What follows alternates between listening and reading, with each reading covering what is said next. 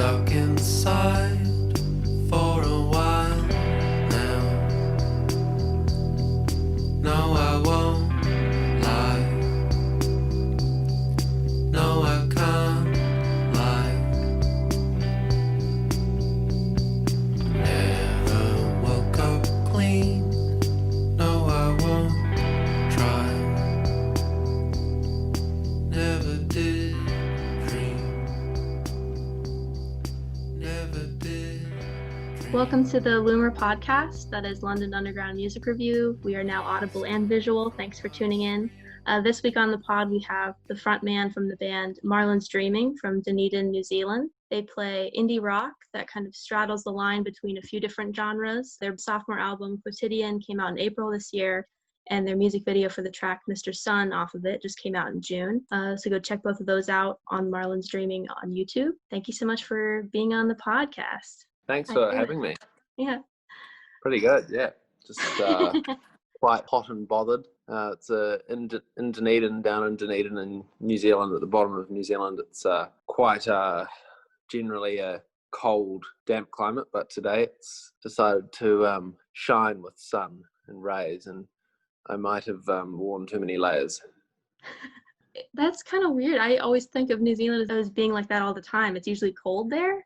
Down in the south, it is where I'm living, where the Marlin's Dreaming all lives. Yeah, it's pretty cold, but today it's not. Today it's a really bluebird day, which is not ideal. Yeah, I kind of prefer the cold. I do too. I'm the same way. I grew up in Florida, so Oh wow. it's really hot all the time. I've heard it's pretty unbearable in Florida, climate-wise. Do you want to just introduce yourself and then the other members of the band who can't be here today, just kind of what their roles are and stuff? So I am Semisi, and I sing and do a large chunk of the songwriting for Marlin's Dreaming, and we all live in Dunedin in New Zealand, at the bottom of New Zealand.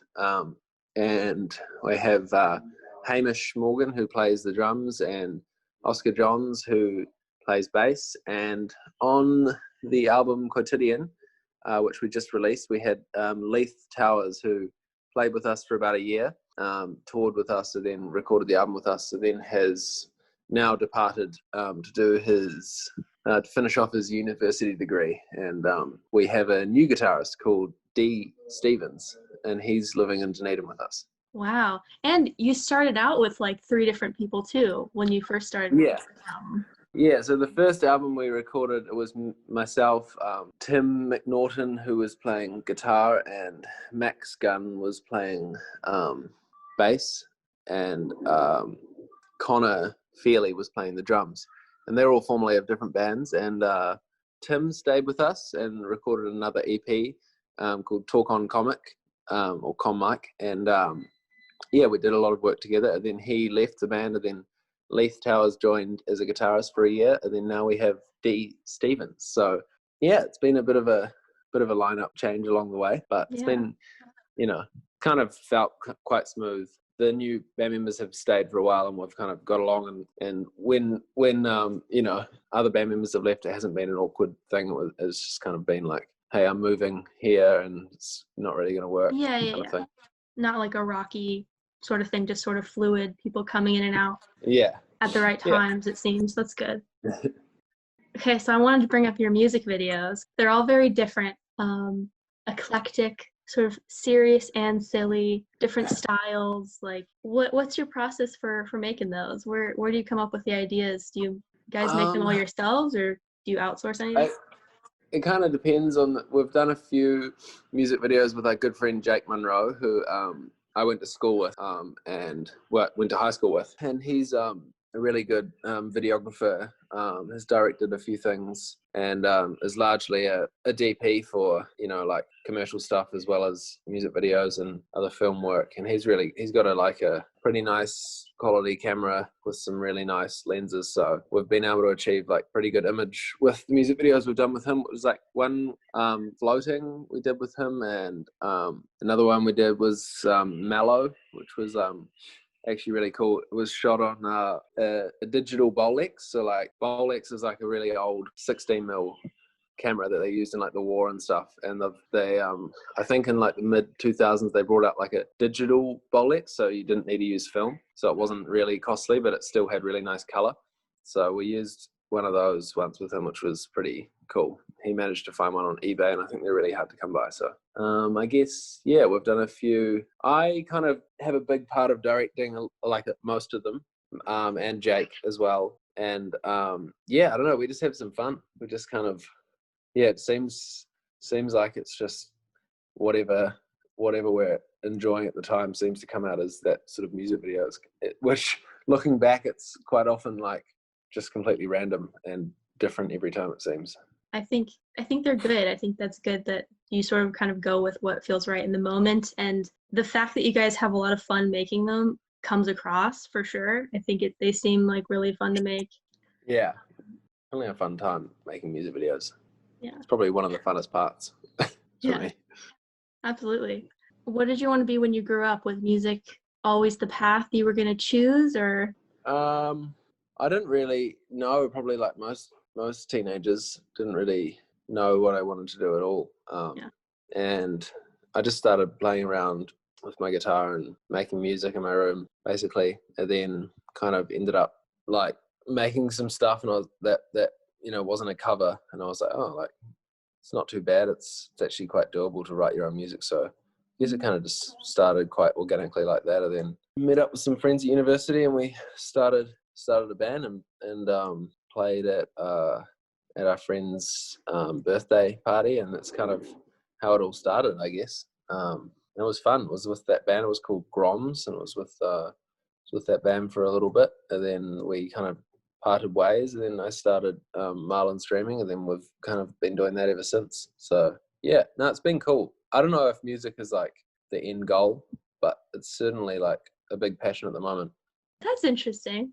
So it's sort of just part of the journey for you, just something.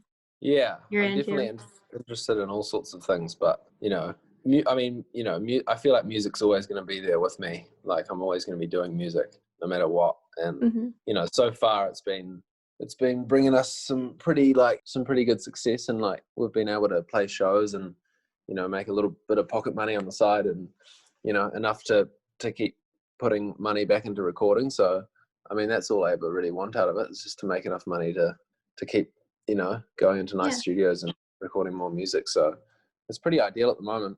But I guess there's a lot more to life, really. So it's really awesome to have music at the moment, but I want to be spreading my wings much further as my life goes on, I think. Do you have any like musical role models, people you look up to sound wise, or the way like you play? Yeah, I mean, I wouldn't say in particular any like role models, like posters above my bed frame, kind of like I'm gonna beat him someday, or I'm gonna beat her someday. but I don't know. I don't know. It's too hard. I find it a hard question because there are so many musicians that I love.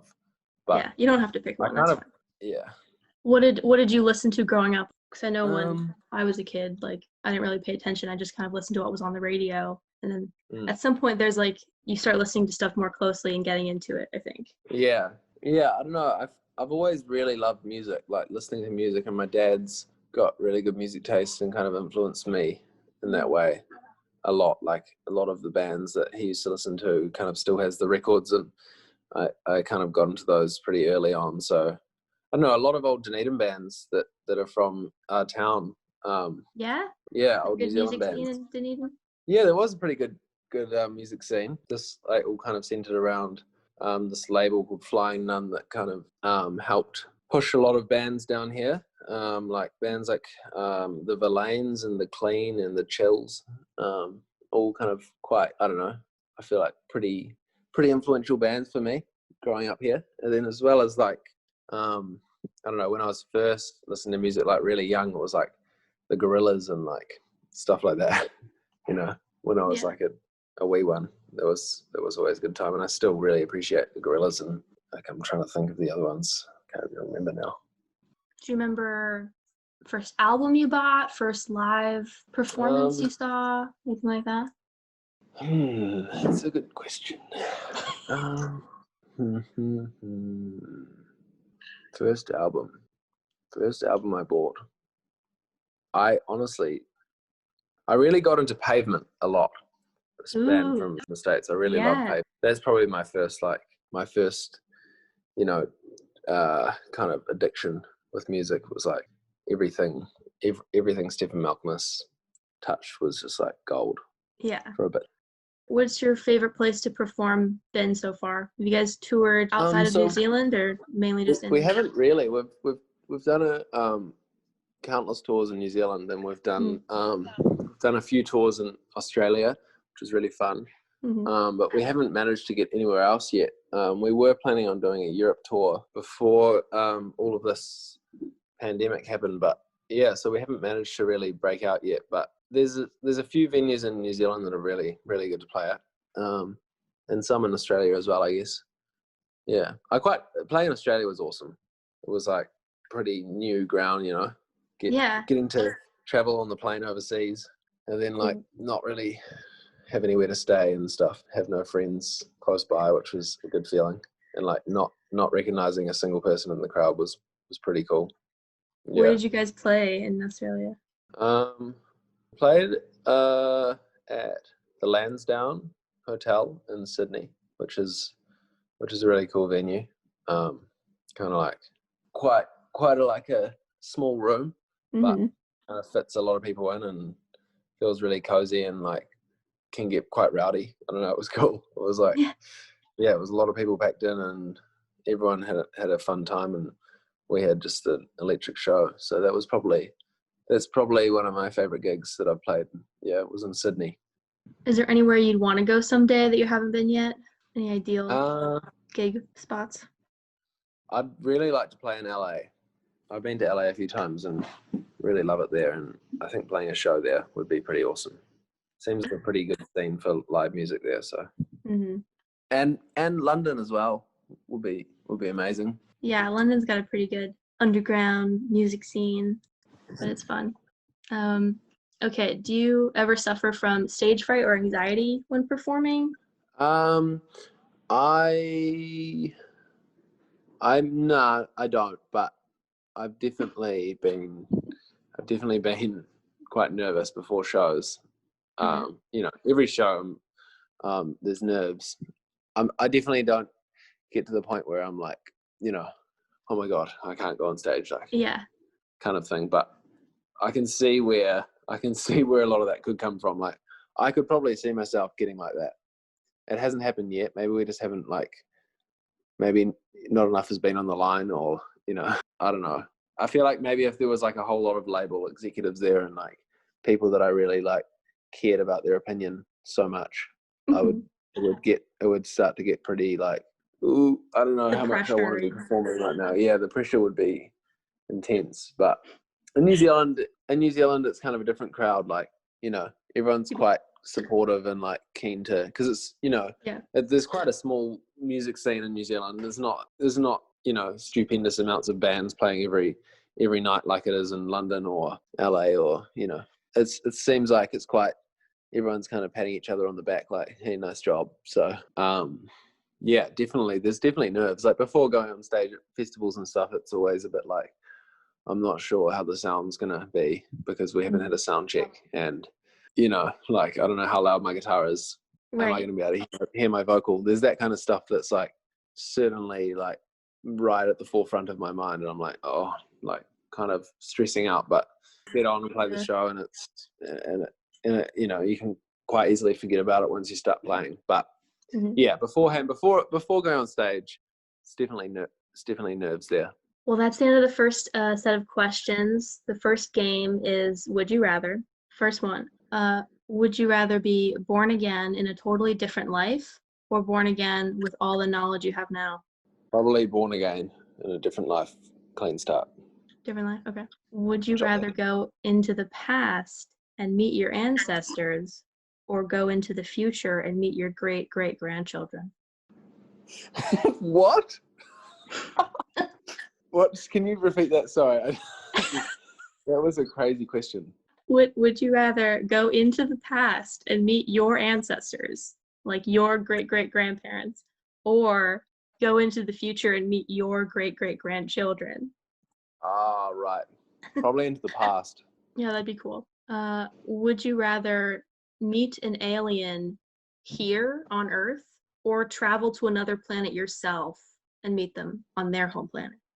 I would travel away to the planet Okay. that they're on, where they at.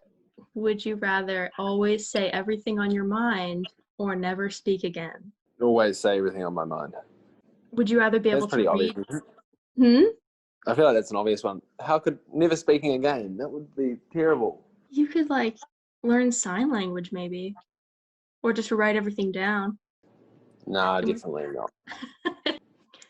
Would you rather be able to read minds or be able to teleport anywhere you want? Probably teleport. I don't want to know what anyone's thinking. Yeah. This is another weird one. Okay. Would you rather become a penguin in Antarctica by yourself and no one knows where you went? Like you've taken out of your current life, you become a penguin, you just disappeared. No one knows where you went. They don't know if you're okay. Or have all your friends and family also turn into penguins and come to Antarctica with you. And you all live as penguins in Antarctica. And where? Antarctica? Oh, Antarctica. Oh, yeah.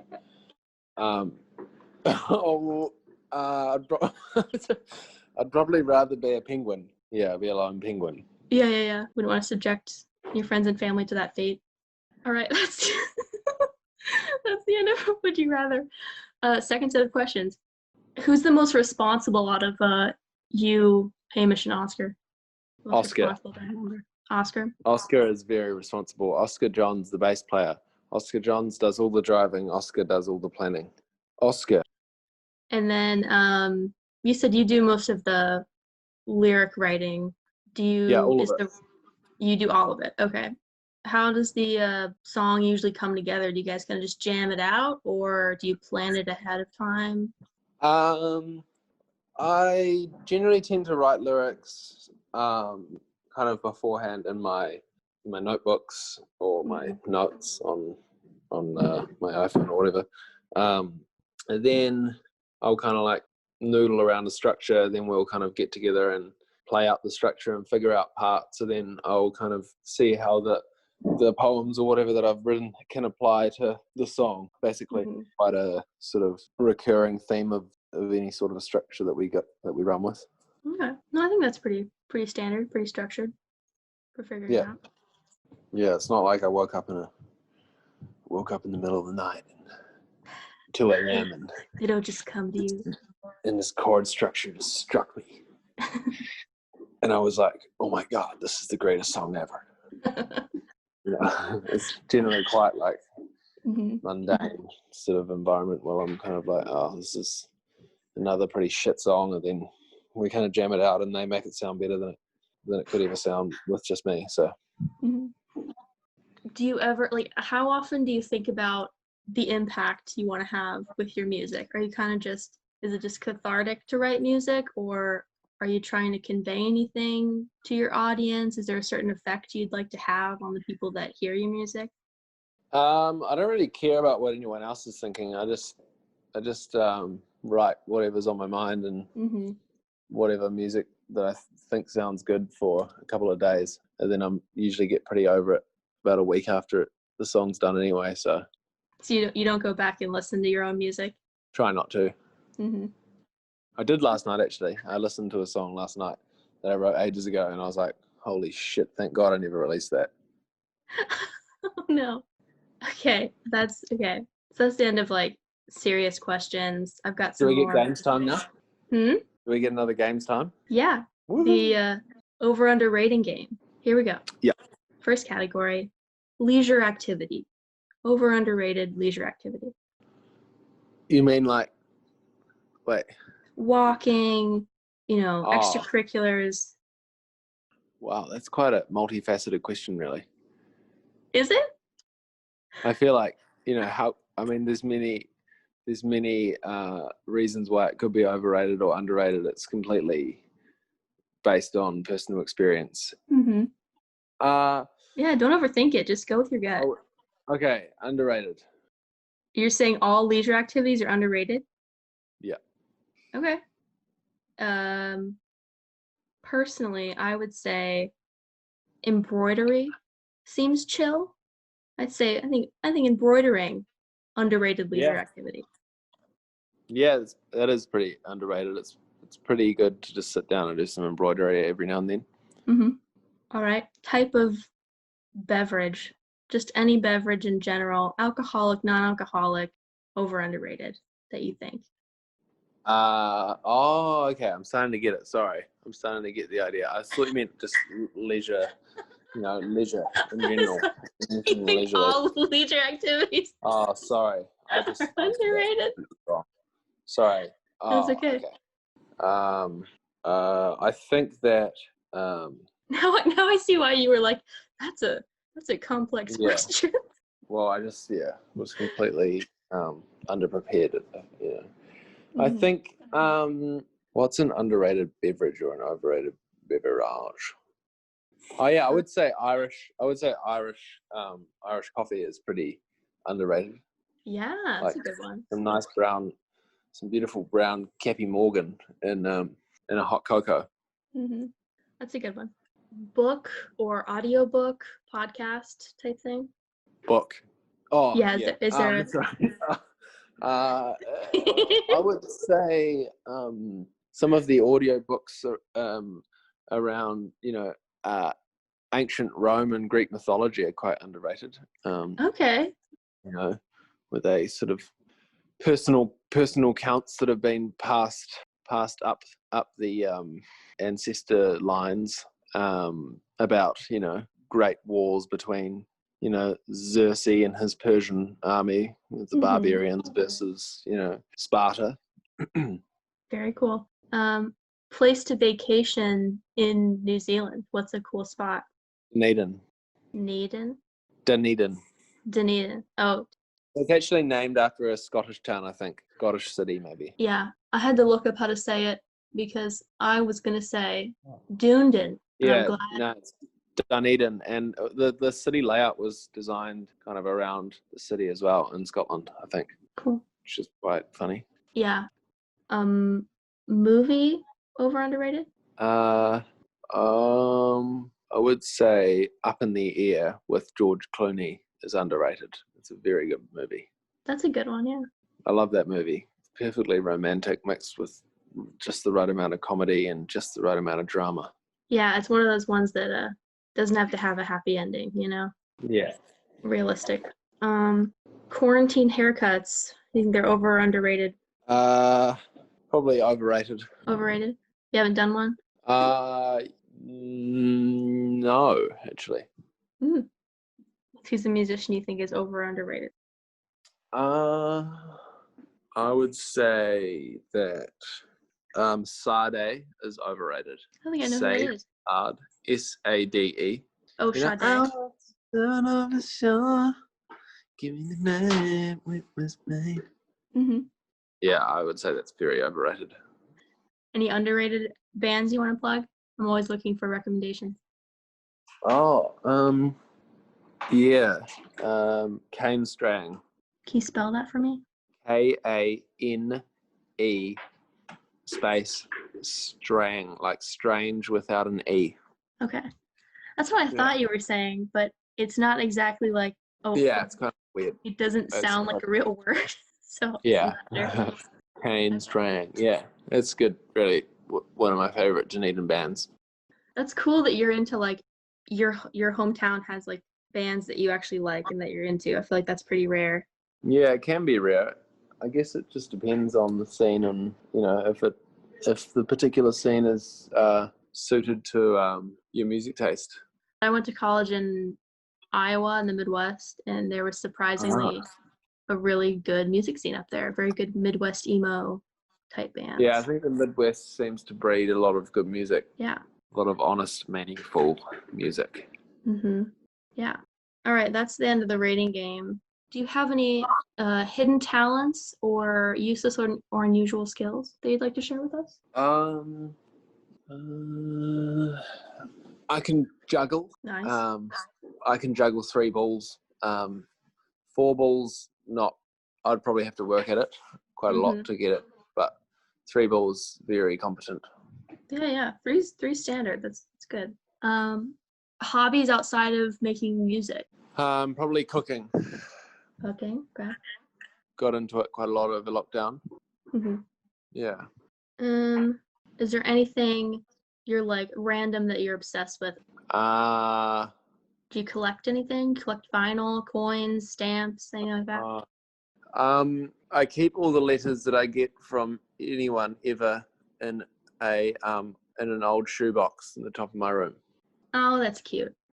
Okay, last question. Do you have a favorite quote or piece of advice you've been given that you kind of held on to over the years? There's a few good ones. Michael Caine's behind a lot of good quotes. You're not a Batman. You're a Wayne. You know that one? Yeah, that's a good one. I think that just is like good for any moment, any situation in life. You can just tell yourself that. Yeah, I tend to love a lot of Batman quotes, to be honest. That's probably Yeah, I really like the classic Dark Knight one where it's like you either die a hero or you live to see yourself become a villain. I think that's a good one. Yeah, that's, you may as well have had the last quote of this interview because that's a lot better than my one. My one was almost not really worth mentioning. No, I think it was worth mentioning. No, you're just saying it. I'm not just saying that. All right. So, is there anything I didn't ask that you wish I had? I think you covered every base there was to cover, Amazing. including penguins in Antarctica. Didn't even know that was going to be a base we were covering, but I went there and it was great. Pleasantly surprised by your games. You guys put out Quotidian, your sophomore album. It's fantastic. Came out in April. You had the Mr. Sun music video on YouTube come out, I think, June. Is there anything else you'd want to promote on here? Anything else coming out or recently come out? I think just that album, to be honest, is the biggest thing for us. We're really proud of it, and it's our second album that we've produced, and we really believe in the songs, and we're really excited to hopefully play them live overseas, and in Europe and in the UK and America as soon as we are able to get over there. Absolutely. Well, that's about it for the podcast. Thanks so much for bearing with me for all of my weird questions. Thank you for interviewing me. Yeah, absolutely.